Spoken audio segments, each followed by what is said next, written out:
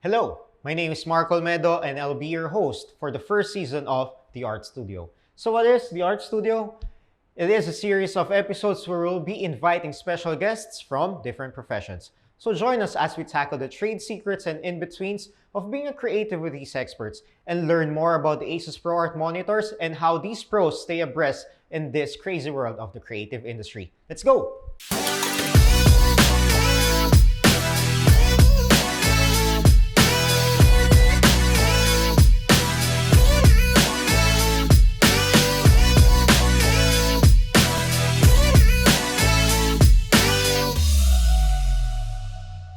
The topic for today is the art of color grading, and I'm joined by... Sir, please introduce yourself. Hello everyone, my name is Jobert Monteras. I'm the founder of Skyrocket Trading Services. I'm an online artist, which means I do motion graphics, VFX, and color grading. I'm also an Adobe certified instructor as well as a Blackmagic Design Certified Instructor. Hello Mark, how are you doing today? I'm good, Sir Jobert, and it's very nice to meet you, sir. Yeah, thank you for having me here. How many years have you been practicing this profession, Boss Jobert? We started when I was in college, more than 20 years. 20 years? More than half of my life, actually. I started as a VFX artist, and then online artist, and then nag-color grading, as well as nagpa-certify bilang instructor for both Adobe and Blackmagic Design. Next set of questions would be, what are the usual mistakes people make when trying to get into this career? Yung ginagawa nyo ngayon. Hindi nila nilerespeto yung process. Hindi ka pwede biglaan na pagpasok mo, nasa taas ka agad. Right. You have to start sa bottom. When I started, ano lang ako, roto artist lang muna ako. So, nagmamasking lang ako. Puro ganun lang, nag-clean up lang ako. Until eventually, you'll build skills, pati yung confidence sa'yo ng mga bosses mo. Kasi, okay, I think kaya niya na. Nung college ako, feeling ko magaling na ako eh. So, akala ko, sway ako sa mga yan. Pero when you go into work, yung talaga actual mga post-production na, you'll see na, it's not that simple pala. May mga tao na, kunyari, mahilig sila mag-edit or gumawa ng visual effects, mahilig sila gumamit ng plug-in. Hindi masama, pero ang problem is naging dependent ka doon. So, plug-in. Yeah. The problem is, when you go to an office, tapos wala sila ng plug-in na yun, ano yung gagawin mo? So, dapat, number one mistake yon. As much as possible, try not to use plug-ins muna. Okay? So, huwag ka muna mag-plug-in sa mag-plug-in. Try to, kung kaya mo siyang gawin manually, gawin mo manually. Kasi, para mas maintindihan mo lalo yung mga software mo. Exactly. Diba? And, as much as possible, don't lowball yourself. Ang importante, you know your value. Pag may tinanggap ng project, make sure na happy ka. Kasi you have to take into account yung stress na makukuha mo sa kanila, yung mga revisions, yung hardware mo maluluma, yung time mo. Pero yun, ang pinaka-importante, don't settle. Okay? And then always don't be dependent on plugins. And of course, huwag masyadong mataas muna tingin sa sarili mo. So start Be low, humble. be humble, and learn from others. Ano pa yung dapat na specific skills and habits na dapat na ma-apply sa mga gustong pumasok sa profession na to?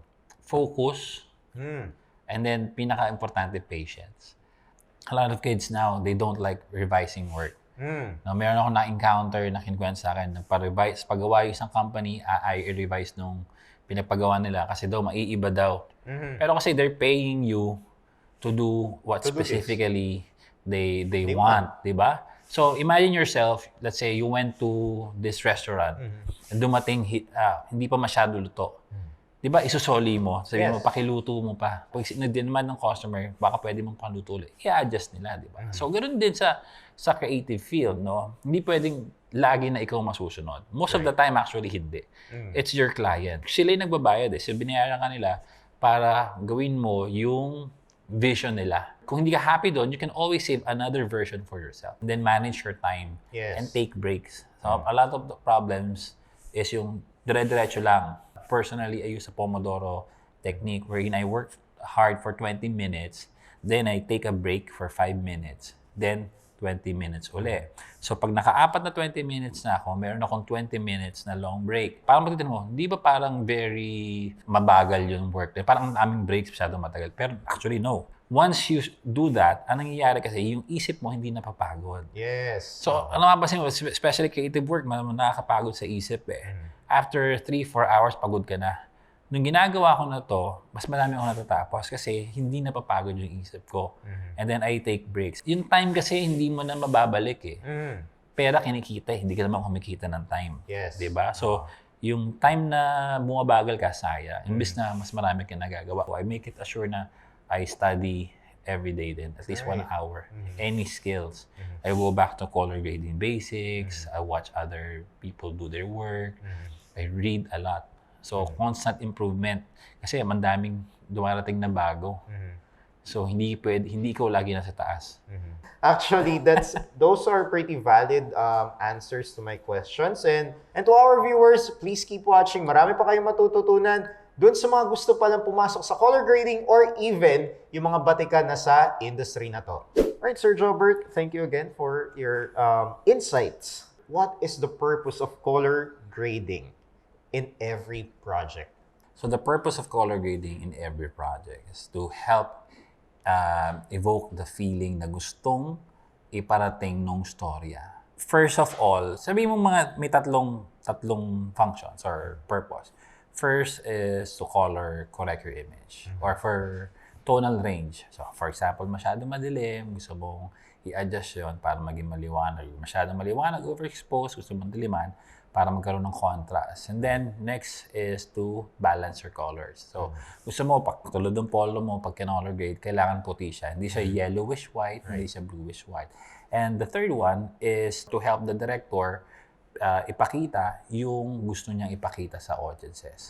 So, for example, gusto niyang moody, gusto niyang malungkot yung kulay, or gusto niya gawin parang, okay, tanghaling tapat siya, pero gusto kong gawin parang mas hapon, or gusto kong gawin parang umaga, so gagawin mo yon. So, subjective view of life based on what the director needs. Kasi ang daming magagawa ng color grading para to evoke emotion. So, for example, certain colors, mga warm colors, pwedeng mag-evoke ng feeling warm, mainit, or love, di ba?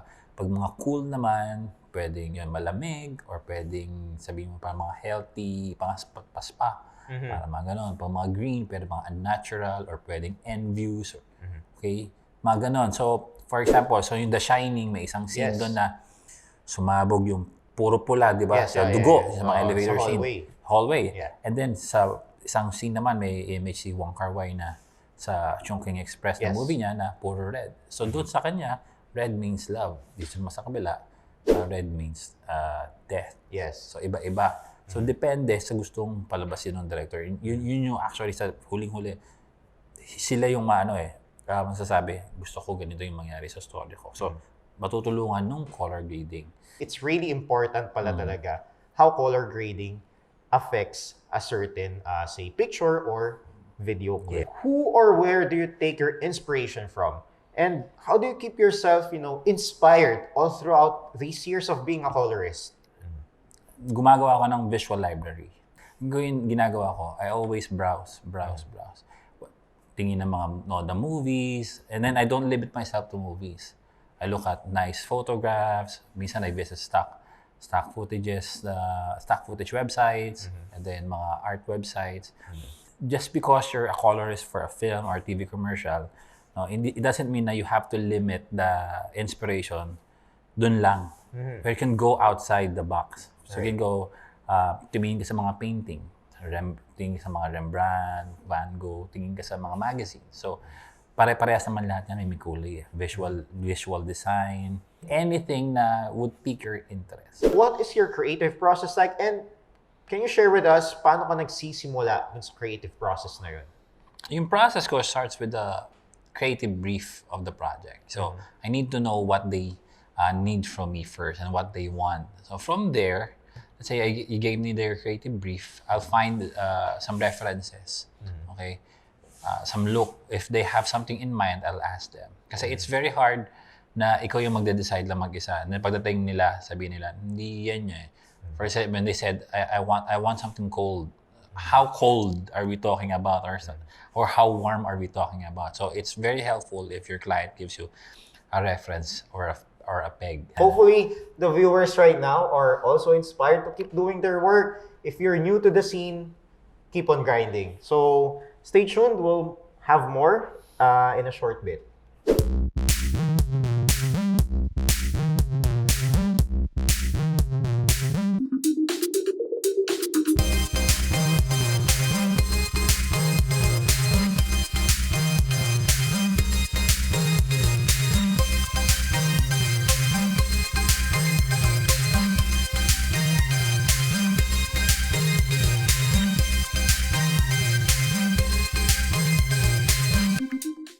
now that we've talked everything about creativity and productivity, we are going to shift to one of the most important parts of being a colorist or even a creative.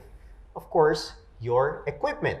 So we have here the ASUS ProArt PA32 UCX and of course Sir Jobert. Matatanong na kita, what are the equipment or equipments that you are using? Okay, top 5. Sana umabot ng 5. So, siyempre, una-una, you need a powerful computer, right? So, if you can get as much RAM as you can, 64, 32, whatever, get that one. Next, you need a good mouse, okay? A gaming mouse is nice kasi maraming buttons and then you can assign those buttons to specific actions, right? A tablet, if you're a user of Wacom, it's also good. Ako, I don't use a mouse that much kasi mas masakit kamay ko eh. So I use a Wacom tablet, but I do have a mouse just for scrolling as well.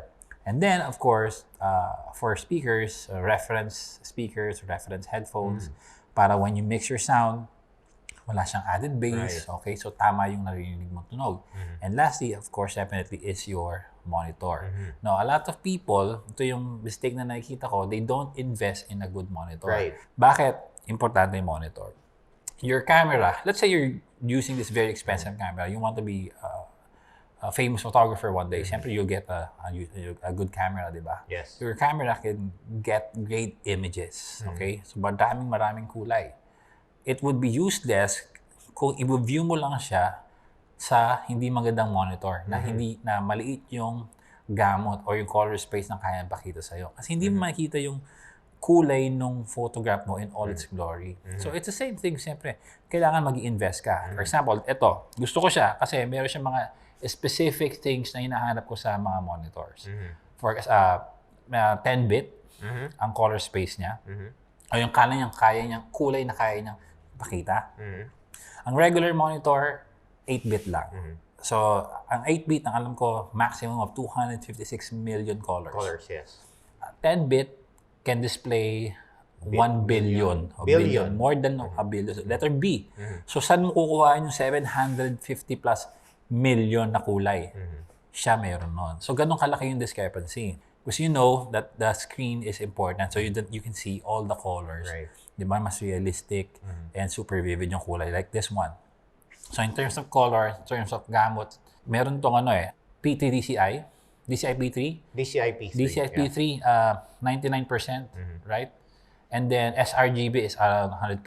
Right. O, sakto. Monitor na nabibili natin is usually just Rec 709. Okay, yung kayang-kaya niya ipakita na 8-bit. So, ganito lang kalaki yun. Kumbaga, ito yung kulay na kaya niyang pakita. Yung ito, okay, may DCI P3, sRGB 100%. Hanggang dito yung kulay na kaya niyang pakita. So, malaking-malaki. So, marami siyang kayang ipakita ng kulay. So, lahat ng kumbaga sa pula, lahat ng levels ng pula kaya niyang ipakita. Oo. Kaya very, very important yun. So, yun yung hinahanap ko. Especially for cinema. So, mag-cinema output sa IP3 yun. Pang cinema color space yan. So, iba-iba yung color spaces niya. So, since malaki yun, pasok na sa loob yung Rec 709, which is your standard HD na color space. So, safe din ako doon. Alam ko na yung kulay nun, pasok pa din. And then, this comes with HDR HDR siya, di ba? Yes, so, may HDR. different types. May Dolby Vision, HDR10, and HLG. So, ibig sabihin, if you're working professionally, you know na when you output something, na kunyari, I need an output for HDR10. I can, kasi meron available. I need an output for broadcast for NHK, for Japan. So, sila yung gumagamit ng HLG eh. Okay? Pwede for broadcast. Ganun din, kapag yung I need a Dolby Vision, meron din. Meron siyang picture by picture which gives you the ability to view different sources, di ba? Yes. With different color spaces.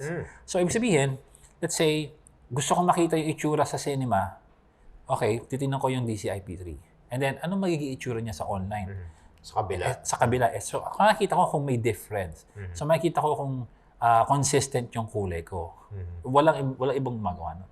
Yes. Oh, si ASUS lang. ASUS na ProArt. ProArt. And then, of course, siyempre, additional inputs. So, ito, hindi ko na kailangan mo ng hub. Meron siya.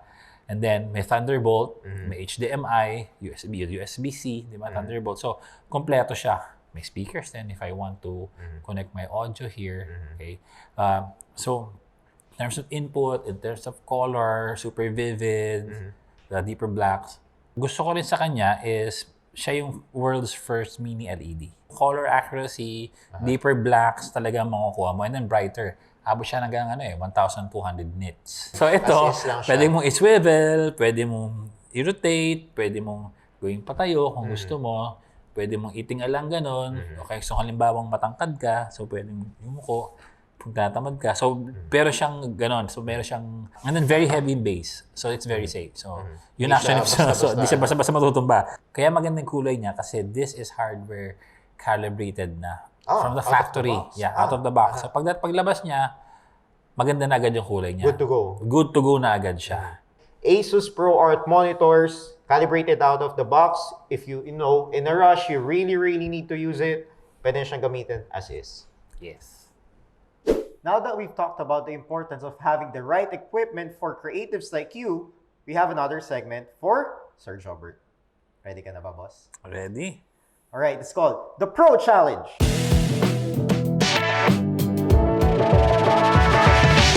For the Pro Challenge, Sir Jobert, we will be providing you 3 footages na ungraded, so wala pa siyang color, and you need to color grade it. So, kailangan mo ma-convey yung emosyon doon sa mga footage na pinrovide namin sa inyo. Kaya ba? Okay, sige. Kaya yan, sir. Alright. Tignan natin yung mga clips mo muna. No? So ako, before I start, ini-inspect ko muna yung clips. So, titignan mo muna kung saan magandang frame magsimula color grades. Minsan kasi yung mali na ibang mga tao is nasa first frame sila lagi. Minsan pala may mga subjects na mas importante na kailangan nila i-focus on. Titignan natin. And itong mga to, nakikita natin kung be-base ko sa mga scopes. Example, itong scopes natin dito. Scopes. Okay, yung video scopes natin, ito yung nagbibigay sa atin ng mga readings kung nasaan levels yung mga videos natin. For example, parade, dito natin makikita yung color balance niya. So you have your RGB. So ideally, gusto natin pantay-pantay itsura niya kung magkakamukha. In this case, maganda naman. And then sa waveform, dyan natin makikita yung tonal range. Ibig sabihin kung maliwanag o madilim. Or yung contrast. A lot of times, nag-a-adjust ka ng contrast, mano-mano lang, di ba? Yes. Based sa taste mo. Very subjective kasi yung kulay eh. But not necessarily may mali or may tama eh. Yung, kunyari, masyadong yung warmth, may level of warmthness eh. So, not necessarily mali yung ginagawa mo. Pwedeng yun lang, ganun ka-warm lang yung gusto mo. So, very subjective siya. Ito kasi, hindi siya subjective. So, kung ano yung nakikita niya, pag sinabi niya madilim, okay, madilim talaga yan. Pag sinabi niyang overexposed talaga. So, for example, itong shot na to, titignan natin sa waveform. Let me make this white lang talaga, tanggalin yung colorize. Okay? Nakita nyo, ito yung tonal range niya. Okay, so ganyan siya kaliwanag. Yung 1023 niyan, dyan ay super white na yan, pure white. Pag 0, super black. So ideally, gusto mo katulad nito, kalat siya. Okay? So if I look at other shots, katulad nitong unang shot na to, as you can see, madilim siya, di ba? Kita naman natin. Pero makikita mo rin dito, lahat ng trace niya, trace ng tawag natin yan sa mga white, sa red na yan, sa green, sa trace, ay nasa ibaba. So, kaya ito yun, kaya siya madilim. And then, pagbasa mo is from left to right. So, from this side to this side, ito siya nangyayari. So, nakita mo, meron palo rito, lumiwanag, di ba? Ito yan. Yun, may spikes. Yan, mga spikes na yan. So, ito maganda example. So, this one, itong sunog na apoy na yan, nakita mo, ito siya. So, nag-spike talaga siya. Puting-puti na siya, eh. Okay, so, ito yan. Itong madilim na to, ito naman yung part na yan. So, kailangan mo lang ma-identify. Yung vector scope naman, sinasabi niya sa'yo kung gaano ka-saturated yung shot mo. Minsan kasi saturate pero sobra-sobra na pala. So, pag makikita mo dito, itong bilog na to, merong red, magenta, blue, cyan, green, and yellow. Okay? Ideally, itong trace, gusto mong wag lalagpas sa mga yan. So, imagine mo, merong invisible line from here to here. So, lahat yan. And in this case, sumobra na siya, ibig sabihin, overly saturated na yan. And kita naman natin, di ba? Kung pupunta naman tayo sa ibang shots, makikita natin, wala namang kakulay-kulay. Kasi habang lumalabas tayo sa bilog, mas nagiging saturated. Habang pumapasok, walang kulay. So, itong dalawang snow scene natin, since puti talaga sila lahat, walang kakulay-kulay. And this will also tell us yung kung saan pumapalo yung kulay. For example, ito maraming blue. So nakikita natin na yung trace is nasa blue and cyan between on. So yan yung makakatulong sa'yo. So eto, lagi ko sinasabi, this will be very honest to you. Kung ano yung nakikita niya, mathematically, sasabihin sa'yo ng tama. Hindi siya magsisinungaling. Right? So histogram is the same, always the same with parade, and very familiar dito yung mga nag-photography. Kasi meron yan, di ba? Pero most commonly na ginagamit is itong tatlong to. Alright. Okay. So, Sir Jobert, so dito pumapasok din yung monitor talaga, no? Yes, oo. Katulad nun. For example, gusto kong, sabihin natin, ito muna i-grade ko. Alright? So, just hide this panel. Okay? Eto, nakikita ko na medyo mataas siya. So, pwede ko siyang diliman pa ng konti, medyo baba. And medyo may overexposure sa part na to. So, lift, gamma, gain, yan yung lift is your shadows or dark areas. Gamma is your midtone. And gain is your highlight. Sa ilalim niyan, may tinatawag na master wheels. This will help you adjust yung tonal range or yung liwanag at dilim. At eto naman is yung colors. Okay? Oh, okay. So, pwede ko ibaba yung lift. As you can see, magre-reflect agad dito. Kita mo siya, ayan, di ba? So, pag sumobra, kita mo, sumobra na rin to. Sabihin, sagad na sagad na. So, reset natin. Kasi konti lang gusto nating adjustment yan. Yan. So, kinakalat lang natin. And then, meron ditong overexpose dito sa part na yan. Pwede natin itry na ibaba ng konti. Kasi para pumasok. And, di ba? So, mas pasok. And then, medyo parang dumilim, di ba? Yung magdidictate kung gano'ng kaliwanag or gano'ng kadilim ang isang shot is yung gamma mo. So, pwede natin ngayon i-increase yung gamma para bumalik ng konti yung kulay. Okay? And then, pwede natin dagdagan ng saturation para mas pumalo pa yung kulay niya, mas gumanda. And then, pwede natin lagyan ng additional contrast. Okay? Pag ginagawa ko ng contrast ngayon, kita ko, gusto ko yung pagka-contrast niya, pero para dumidilim yung mga ibang parts. Dito sa Resolve, meron tinatawag na pivot. So, yung pivot, doon niya binabago kung saan nangyayari yung contrast. Kinokontrasan niya ba yung highlights or yung mabababa shadows or midtone. So, i-adjust ko yung pivot and as you can see, habang ginagawa ko yan, lumiliwanag, dumidilim siya. Pero may contrast pa din.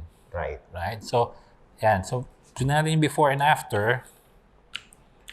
So, ito yung before, yan yung after. And a lot of times, ang unang-unang step na gagawin mo is to first balance the shot. Okay? So, mag-normalize ka muna. In this case, ino-normalize, sinabi natin normalize, i-adjust mo yung luminance, okay, liwanag, and then yung balance ito. So ito, pwede natin i-tweak ng konti yung lift kasi nakikita ko mataas masyado yung shadows ng blue niya. So lalagyan ko lang siya ng yellow, konting yellow. Okay. And then nakikita ko yan, mag-a-adjust dyan. Sa highlights, pwede ko rin baguhin ng konti kung gusto ko. Taas ko ng konti yung reds. Pero kailangan, titingnan mo din yung shot mo. Kasi yung a lot of people, masyado nilang binibase dito. Okay naman yan. Pero titingnan mo mangyayari. Naapektuhan na yung iba. Yes. Okay? So, reset ko yan. Kasi parang hindi ko naman masyado. Konting-konti lang. May bluish tint siya overall. And then, adjust lang natin ng konti. Para lang matanggal yung ating pagiging maliwan. Ano yung subject material or footage na mahirap i-manipulate or color edit? And paano kayo nakaka-overcome dun sa problems na yun? Well, sabi ko hindi mahirap, pero ito something na dapat laging tama is yung balat ng tao. Balat? Yung skin tone. Oo, kasi minsan, di ba, maglalagay ka na, gusto ko mag-green yung entire scene, or warm, or ma-blue. And then, yung iba naman, masyado stylized. May red, may yellow, may... Uso ngayon yan, hindi yun colors. Tapos yung skin na-apektuhan. So yung skin, kailangan mo siyang i-isolate. Ano yung mga technique na medyo technical na dapat naming malaman ng mga beginner? Color correction muna. So, doon mo i-color balance, doon mo i-adjust yung contrast. Okay? Yung iba kasi, ginagawa nila, nag-download sila ng mga tinatawag natin na LUTs. Okay? Para mga filters yan. So, kinakabit nila doon agad without even color correcting. So, kahit na maganda yung color correct yung LUT mo, pero kung hindi mo color correct, posible hindi maganda yung output na kalalabasan. Ang first process, color correction, then secondary, yung nag-isolate tayo, and then finally is yung look, kung maglalagay ka ng look. And a lot of times, actually, hindi mo kailangan maglagay ng look. Katulad nito, maganda na siya eh. Warm, may warm feel na siya. Hindi ko na kailangan ng mga orange and teal. Actually, hindi ako fan nung masyadong stylized. Yes. Yung, kasi marami na nakikita orange and teal or whatever. Yes. Yung blues, hindi na yung natural blue ng sky. Yes. Ano na, parang cyan na masyado. Yes. Unless siguro if it calls, if the story needs it, pero kung mga travel vlogs lang, parang hindi maganda kasi gusto mong ipakita yung ganda ng lugar eh. Exactly. So kung may iba yung kulay ng mga halaman, yung foliage, yung sky, hindi na ganoon yung lugar. So hindi mo na ma-appreciate masyado. Yes. So for food shots naman, for example, ito may food shot, no? Ganun din. So tingnan natin yung scopes natin, check natin, let's say yung waveform. Although ito mukhang okay naman. So makapansin nyo si Resolve, mayroong colored waveform, mayroong black and white din. Mas maganda makita natin yung black and white para kita medyo overexposed dito. Baba ko lang ng konti yung gain. Konti-konti lang. And then maganda yung kanyang contrast level eh. Right. Okay? And then consider ko ngayon tingnan yung aking vector scope para makita yung saturation. Kita ko actually ito lang nagpapasaturate talaga eh. Pero tingnan natin sa ibang part ng shot. Kaya importante yung titingnan mo eh. So katulad niyan, wala yung apoy. Pag wala yung apoy, parang okay naman yung saturation niya. Right. Merong saturation si Resolve and then meron din tinatawag na color boost. Si saturation, gagawin niya, saturate niya lahat. Okay, so pag sinaturate ko siya, saturate niya lahat. Okay? Pero may mga may iwan. Kasi ang nangyayari, lahat mo saturate. Pero ang difference niya with color boost, si color boost, ang sinasaturate niya is yung mga colors na hindi masyado saturated. Pag food din, hindi mo siya lalagyan ng mga styles. Kasi food yan eh. Kailangan makita na mukha siya masarap. Yes. Kung lalagyan mo ng mga mga orange and teal, mga ganon, baka hindi na mukhang masarap yung pagkain mo. Lalagyan ko na isang node to address the fire. Okay. So yung parang isolation ulit yung gagawin. Yes. So I'm isolate learning. So ang tawag natin doon is secondary color correction. Try natin ibaba yung, let's say color boost na lang. Ayan Or kung di man color boost, di natin saturation. Sometimes kailangan natin talaga kung ano yung mas okay. Ayan, parang okay lang. Either actually okay. Pero parang mas gusto ko yung sa color boost. And then, bawasan din natin ng konting-konting liwanag. So ngayon, kung titignan ko dito, pasok siya sa legal. Okay. So hindi na siya sobrang sunog na sunog, hindi na siya sobrang pula, di ba? So yung before and after natin, before, medyo mas patay, di ba? After, mas vibrant. Na maganda rito, nagkaroon tayo ng cool shadows. So mas umaangat yung mga meat. Yes. Di ba? So itong shot na to, nakita ko, unang-una, walang kakulay-kulay. Alright? Tingnan ko ngayon sa waveform, konting increase lang sa gains. So, increase ko ng konting gain, liwanag, and then lift is, I think, is fine. And then, lagyan natin ng konting contrast. Kadalasan nga, nire-recommend ko rin to. Pag hiwalayin mo, so ito, ang ina-adjust ko lang dito is yung contrast. Para anytime, pwede ko siyang i-grade ng hiwalay. And then, magdadagdag din ako ng isa pa. Ito naman, balance. Okay? Mas mahirap sa kanila. So, katulad dito, medyo mataas ang konti yung red. Ayan And then, I think lift is okay naman. So, sa gain, lagyan ko lang ng konting blue. Okay? Para lang mas ma-adjust ko yung pagiging puti niya. Alright. So, meron na akong balance nito. So, ngayon, pwede kong kulayan. A-adjust ko siya after kong maglagay ng kulay. So ito na yung magiging look ko. So for example, gusto ko lang siya ng malamig overall. Di pwede ko lang, isa sa mga pwede kong gawin, pinakamabilis is, bawasan yung temperature. Of course. Ayan. Para mas malamig siya, di ba? So yung iba kasi, daming ginagawa. Daming mga bagong ginagawa. So mas malamig na siya.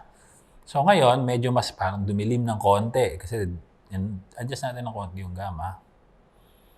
Right? And then, hindi lang itong pwede mong gamitin. Meron ding curves. Yes. Okay? So, kung halimbawang i-reset ko yung gamma dito. Okay?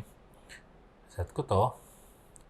Pwede akong let's say, increase ng, lagyan ng S-curve. Right? Pwede kong taasan yung blacks para parang mas flat na parang filmic Ayan, look. oy, grabe. Nakikita ko na kaagad eh. Ang ganda eh. Then, I'll make sure na yung luma versus saturation, isabihin, lahat ng mga darker, gusto ko desaturated. Okay? Okay. Baka ba itong yan? Yung pinakaputi, yung mga pure white, pwede kong i-desaturate kung gusto ko eh. Yan o. Pag dinisaturate ko, makikita mo yung sky, magkakaroon ng separation sa puno. Wow.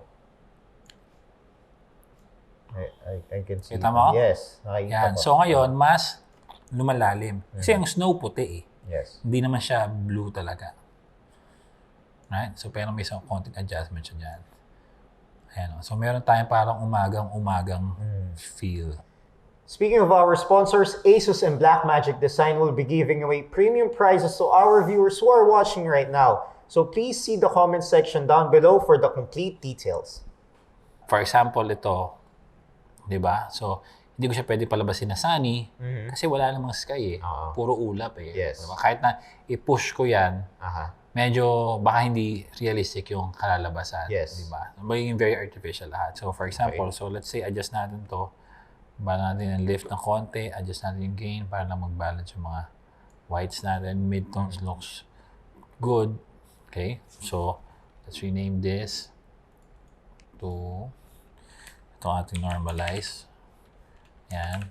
Sakit ko yung mayroong ewan ko ba? Laging capital second letter. So, I'll add a new node. I'll just isolate the sky. Yun lang yung adjust natin. Yan lang. Okay. Just soften natin a bit. Soften yan. And then, adjust ko yung contrast para lumabas yung kulay. So, ngayon, parang sunog na, di ba? Yes. Ayusin natin yung pivot, adjust natin. Para mas lumabas yung kulay niya. So, adjust natin yung konti yung contrast. Diba? So, mas meron kang... Galing. So, mas na-enhance mo. Yes. So, pangalan natin ito ng sky. And then, dagdag pa tayo ng isa pa. Ito naman, let's say, yung water naman, pwede natin enhance din. Okay? Kung gusto natin. Pwede natin same technique. Yan o, yung contrast. Wow. Mas lumalabas yung kintab ng water eh. Yes. Natin gano'n. Okay? And then overall, I think kulang to sa kulay eh. So, sa first node pa lang, adjust ko na yung saturation para lumabas yung kulay niya. Pag parang kulang pa din, tulungan ko na ng konting color boost. Medyo kailangan mo mag-ingat kasi there are certain times na nasisira image. Yes. Kasi sa pag-push mo, lalo na pag talaga katulad dito, wala masyadong kulay. So, magkaka-artifacts na. O kaya na konting atras. And then, sa vector scope, pwede mo nang itry igitna. Para mas balance siya. Right. Gusto mo. Okay. So, yung before and after natin ito. Okay. Lahat. Tapos, mas may depth na siya. Yes. Diba? Ito, sabihin natin yung water. Okay, so let's proceed sa sa iba pang Sa cityscapes mga shots naman. natin. Adjust ko muna isa-isa yung mga shots. So, para mabalance natin. So yan, para magkaroon ng konting contrast. Ito medyo madilim. Okay, liwanagin natin konti. Yung pagliwanag, diba sinabi ko nung umpisa is dapat kalat to. Yes. Diba? Pero kailangan in context din. Okay? So ito, in contrast. In context din. Pag tinignan ko to, wala namang mga super liwanag na mga ilaw talaga eh. So, kailangan yung liwanag niya, parang okay na yung ganyan. Especially this one, syempre madilim talaga, di ba? So, hindi pwedeng pilitin na, kailangan yung gain, sabi daw, Yes. So, di ba, magiging noisy. Okay, so, pero ibabalance lang natin. And then, ima-match natin sila isa-isa. So, ito, obviously, kita ko agad, medyo ma-purple yung buong, Yes. So, tingnan ko yung wave parade, tapos tingnan ko nangyari, ang taas ng blue. Right, overall. So, i-correct muna natin siya.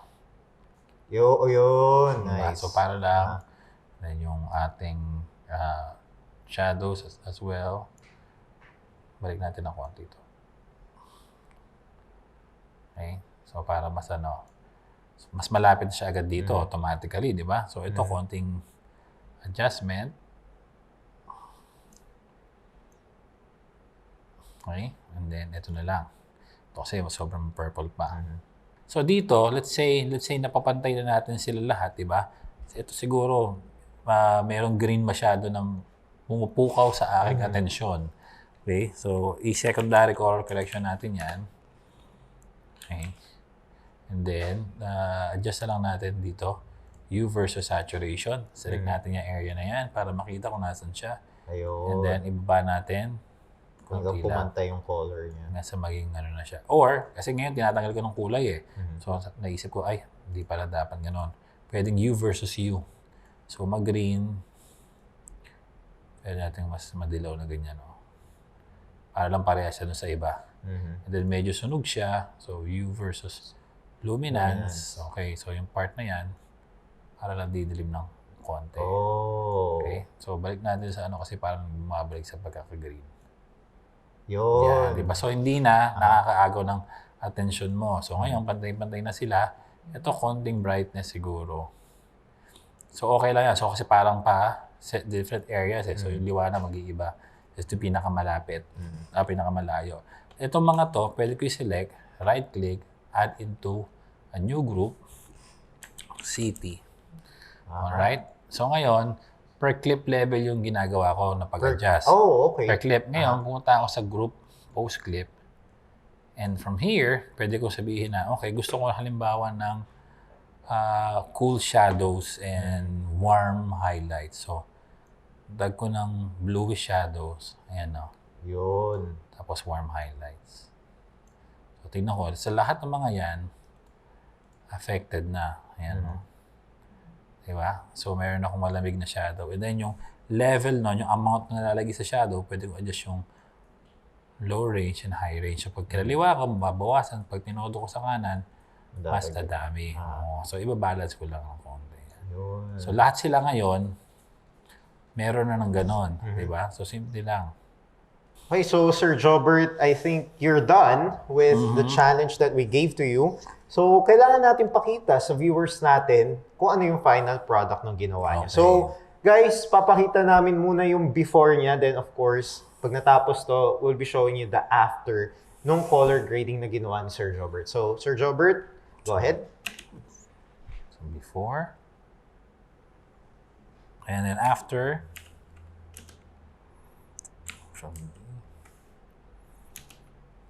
Yan. So, ginawa natin is pinalamig lalo natin yung scene and then mas pinaumaga natin yung feel niya. Yes. And then mas parang foreboding ba yun? Parang mas nakakatakot yung dating niya. Diba? So, siyempre, apply din natin yan sa kabilang shot. Na yung original niya, yung kulay is ganyan. Okay? And then, so same din nung sa isa natin. So, sa next shot natin, yung ating food shot, the original. Okay? And then, yung nag-grade natin is ito.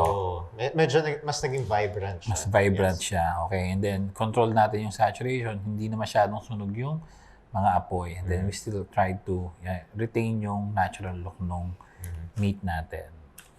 Okay. So, ito, yung ating original, it looks like this. So, medyo dull siya. Medyo flat siya ng konti. Okay, mayroon ka naman sky, pero yung bida natin is yung clock na inano din natin. Pinaangat din natin. So, nakita mo. So, pag nakita mo siya, yung ang kita mo agad is yung clock, di ba? Yes. So, yan siya. Okay.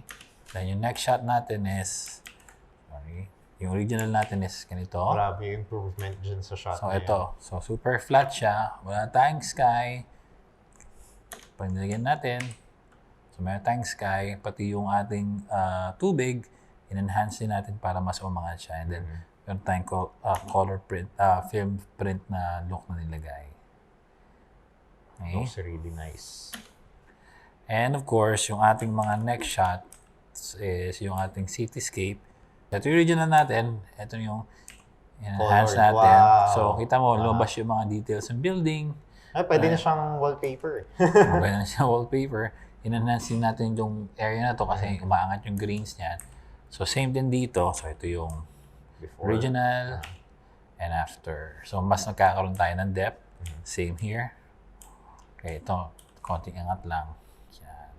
What are the important lessons na natutunan mo during your tenure as a colorist na pwede mong maibahagi or ma-share sa audience natin right now? Okay, so una-una, if you want to be a colorist talaga, very basic, learn the color theories. So you should know how colors work and what will happen if you mix them, okay?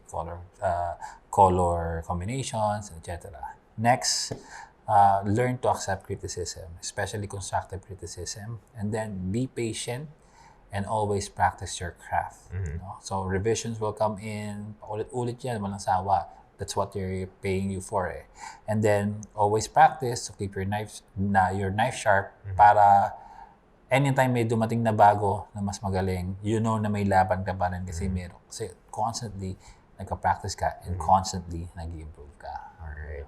Sir Jobert, again, thank you so much for your time. Thank you. And I would also like to thank our sponsors, Blackmagic Design and ASUS Philippines, for this episode.